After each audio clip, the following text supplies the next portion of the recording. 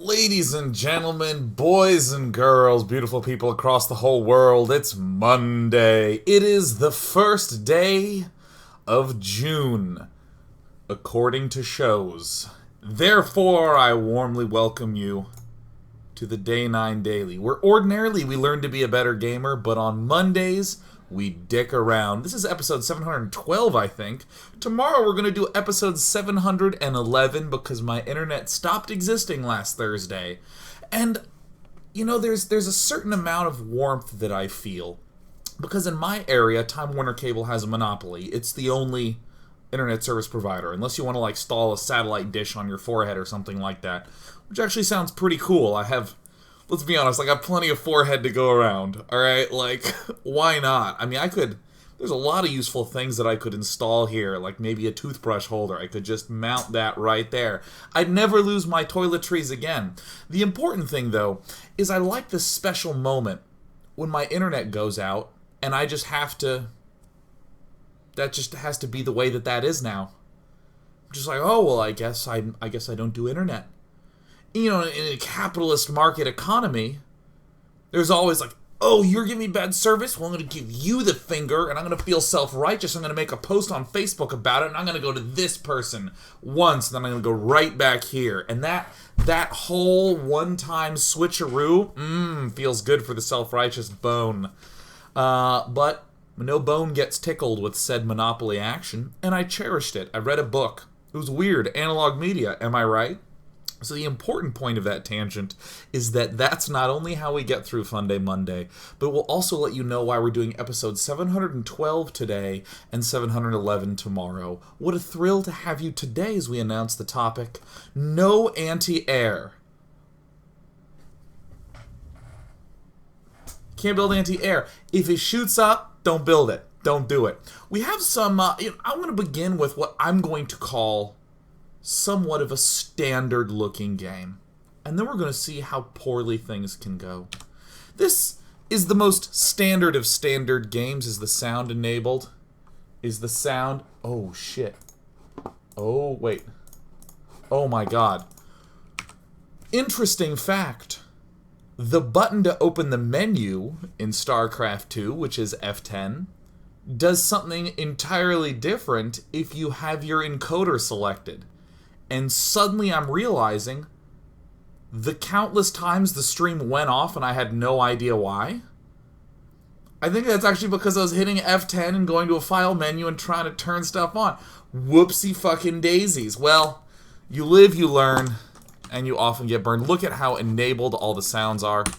This is Lilium Atratam, or Lilium Adder at the moment, who says, Terran Dominion, this is our territory, leave now or be eradicated. And Iron, who's either a sophisticated new product, a new metal from Apple, or, wait, what? Oh, people are responding to what I was saying a while ago. It seems that there's a chat lag. Oh my God, I got so panicked. Because I was like, oh my God, freaking out. I'm telling you, man, ever since I hit that F10 button, the fear struck my heart. Oh wait, is my sound muted on StarCraft? Oh, let me show you something special. Isn't that amazing? Let's move that out.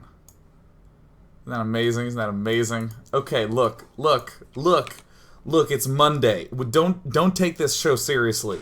If you're a first-time viewer, Jesus, what a disaster of an impression I'm making. Unbelievable. Oh, man. There's that one guy who's tuned in that one time thinking, I can't believe he didn't enable his sound. That's so unprofessional. How unprofessional. To which I say to you, well, then I've done 710 of them this way. This is the 712th. Tomorrow we're doing episode 711. Just shut up and just listen to me, okay? I do this for a living. I do this for a living! Alright. The important thing is that I had a good first half to A Joke of Iron, then got distracted, so pretend I nailed the second half. Wow, you should see me on a first date.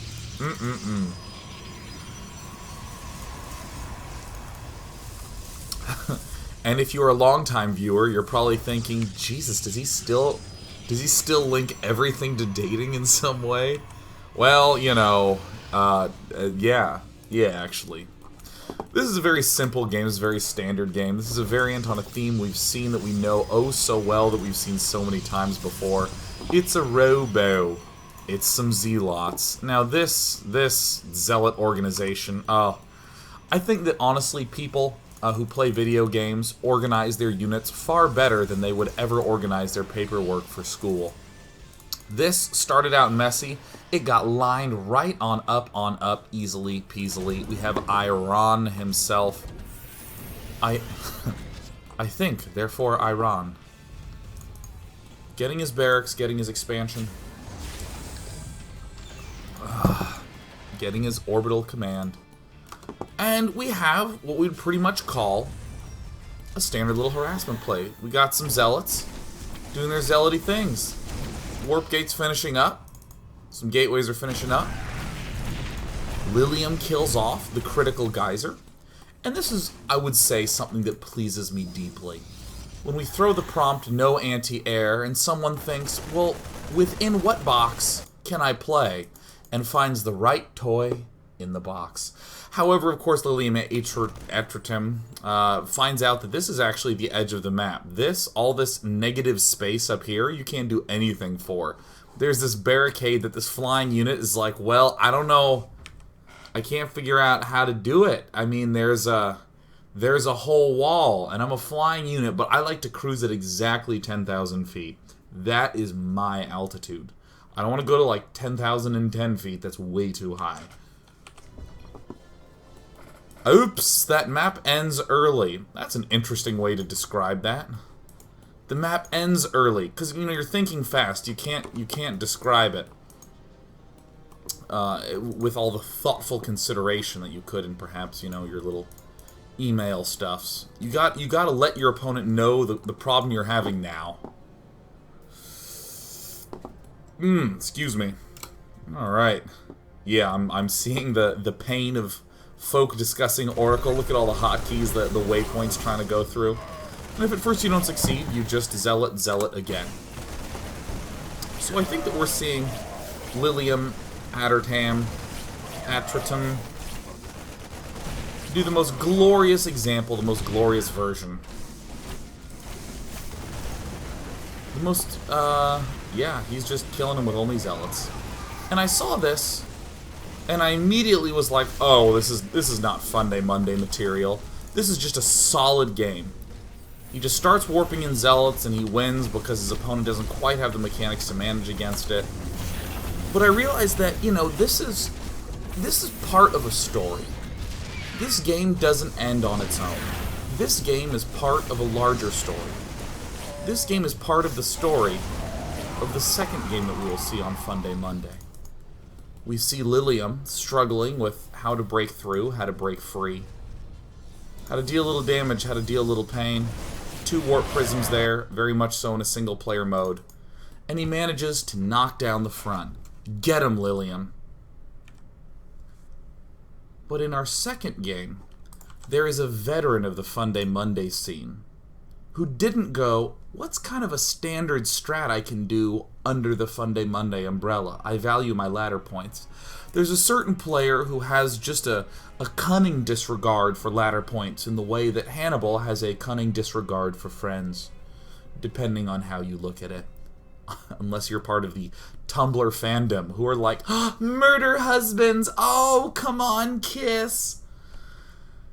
We have Manbon, who's going to be giving us a particular look at how to devote oneself to Funday Monday and not be distracted by any of the bullshit that comes with your ladder rank. We see that already Manbon's fingers have erupted into pleasantries in the top left corner with a good old gul. To which Batty gives a gulhoof. It's like camaraderie among billy goats. Making grunting noises, getting ready to butt heads joyfully. We see Batty. I'm going to remove the production tab. I'm going to go to Batty, and we're going to look through his eyes. Through the eyes of Betty. We're going to Alt-F to make him blue. No reason for him to be green. We don't have Ruby Red watching. Betty is a veteran of the Zerg race. He is scouting his own expansion before he expands to it. He's sending his overlord to the main base? No, of course not. It's angled to the space between mains. Right there, so he can spot the expansion as fast as possible. He's getting an early spawning pool because with a low amount of starting positions, you gotta worry about those early pool strats. Of course you gotta worry about that. And Batty, being the pro, the dedicated Zerg player that he is, doesn't wait too long for this overlord. He's gonna get 1 queen, 2 queen, didn't get too early a gas, but will get himself somewhat of an early gas indeed. We see the early spine crawler, which makes a lot of sense, as a dedicated Zerg player would know. If you don't have banelings to defend against Ling Baneling, then you need something else to defend against the Ling Banelingage. Money's getting a touch high, but all to be expected if you're doing a 4-queen opening, one that makes quite a lot of sense on merry-go-round. At the 6-minute mark, I will pause. We haven't really seen what Manbon's up to, but we see a single drone. Let me zoom out. This is where Manbon is. Let's zoom in, and let's go back to the everyone cam. We got a spine crawler. We actually don't have any queens at all. This infestation pit, used as a nice wall, is helping Manbon be halfway to a hive at the 6-minute mark. This is something that I think is probably a little unusual in the Zerg vs. Zerg matchup. Trying to think of any analogy to explain a man who goes go go go go go and then just gets a hive up. I don't know. I have no idea. Who knows? Who has any clue? I live in a bus, but don't worry, I've put a down payment on a spaceship. Okay, gul gul gul hoof with that, friend Manbon, the billy goat with good decision-making skills. Yeah, I know I don't have pants or a shirt for the interview, but these walking boots are really high-end. I can walk in them for miles. Because that's just what they'll do. We see a hidden spire here. Oh, that's good. Oh, that's excellent. Looks like Manbon is probably going to build... Oh, this is clever. Look, this evolution chamber and these spine crawlers help make a wall off. Because, you know, we talked about the fact... If you don't get a Baneling nest to deal with a Baneling all-in, you gotta have some answer. And Manbon is gonna provide himself a nice little wall. He's probably hyped up on chocolate right now. He's gonna be getting the Briblorbs. Oh, and of course, he's getting pneumatized carapace to help provide spotting for his broodlords, I guess. In the Funday Monday topic, you cannot build anti-air. It was anti-air units that you could not build. Spore crawlers abound. Manbon cleverly is avoiding building even a queen, which we allowed a little bit of a lax restriction on. Great APM by Manbon, getting that spire into the greater spire right away, building 3 corruptors, which are... it's a little bit sinful, but it's sort of an intermediary thing, you know, it's the brutal choice you have to make to get to where you want to be. Manbon isn't allowed to make units that shoot up, but they're going to be down-shooting in just a moment. Manbon, in the meantime, as he's getting his overlord set up, we see Betty getting roaches, getting another macro hatch. He has 2 bases, churning out just the right amount of drones in his eyes, so he can get just the right amount of roaches. We see an overlord party. And Manbon being real cautious. Not to keep these hidden, but to make sure that they don't participate as anti-air fighters. Now, you gotta give credit to what we're seeing here. At the 10-minute mark, on a 1-base hive strategy, Manbon has a perfect economy. He not only has spent all his minerals to build up a massive spine crawler defense, but did the intermediary defenses of the spine crawler and infestation pit wall-offs with the hidden spire, and knew just how much he could build without going over in gas. He has 20 gas. He knows how to optimize the one base 10-minute Broodlord rush. I don't really know if there's another analogy that I can think of. I mean, when I was a kid, I used to get excited about things like, I don't know, the minimum number of button pushes it would take on the microwave to get it to do what I wanted to, and I felt really, really proud of myself. But Manbon has, like, discovered the minimum amount of buttons he'll need to get through life.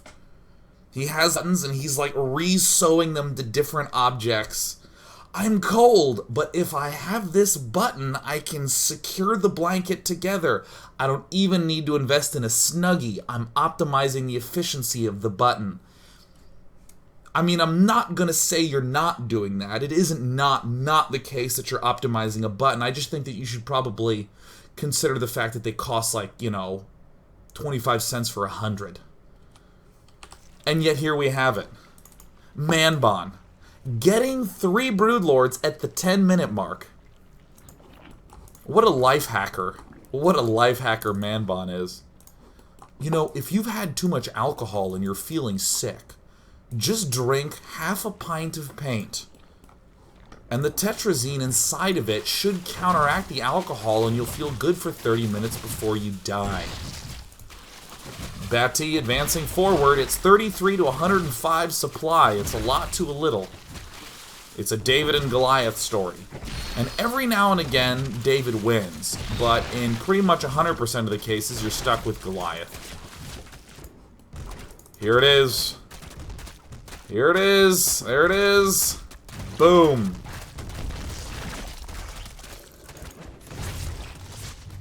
A massive assault begins.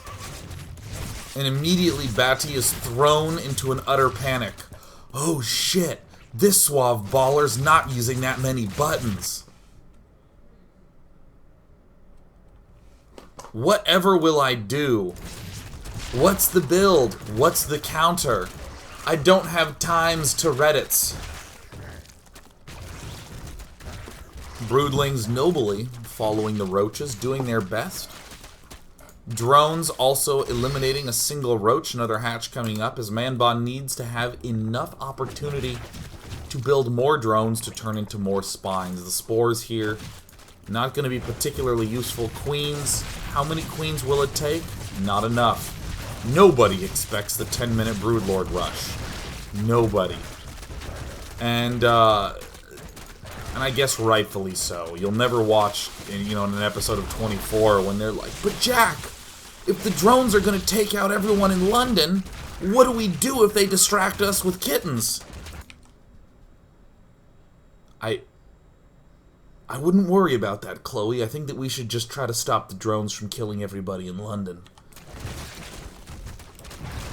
Looks like Manbon is eliminating as much as he can, as best as he can. And there's a certain amount of self-awareness that I really dig from a guy like Manbon. He's optimizing his buttons, but he's not someone who thinks that everyone should optimize their buttons. He's like, dude, just go buy the buttons. This is just a thing that I do. You can see his self-awareness in the fact that he's built pairs of geysers all over the map. He's not even attempting to rebuild himself a home. I mean, he kind of has a hatch here, but right now he's turned what could have been 8 mining drones into 8 livable extractors. And in the meantime, we see the 3 Broodlords. We see Metamorph Broodlord, Ravager Broodlord, and Metamorph Broodlord. Broodlording, broodlinging away everything that can possibly happen up in this base here. So the supply count is still 14 to 75, but we're all about efficiency here. And it looks like Manbon is on the verge of losing the efficiency battle. Betty is just trying to take out a couple of extractors. Trying to do his darnedness. And this really, I think, echoes what Funday Monday review was like leading up to today. Doing his best to kill off the extractors, Betty is.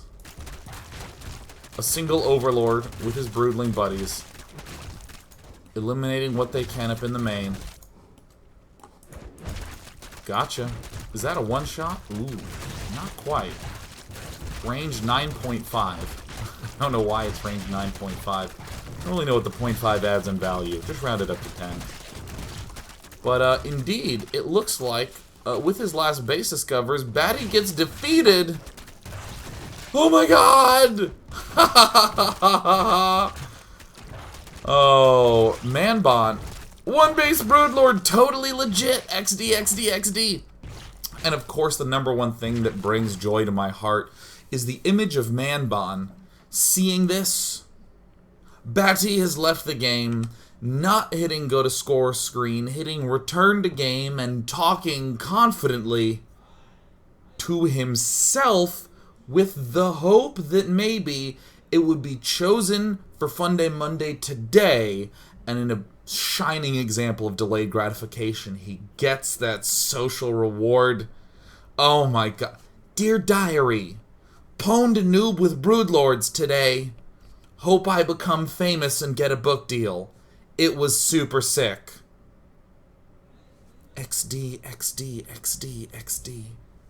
When we return, we're going to see games that make progressively less sense over time until we reach a concluding game that seems to have looped back around to the point of legitimacy. Stay tuned, because Funday Monday doth continue.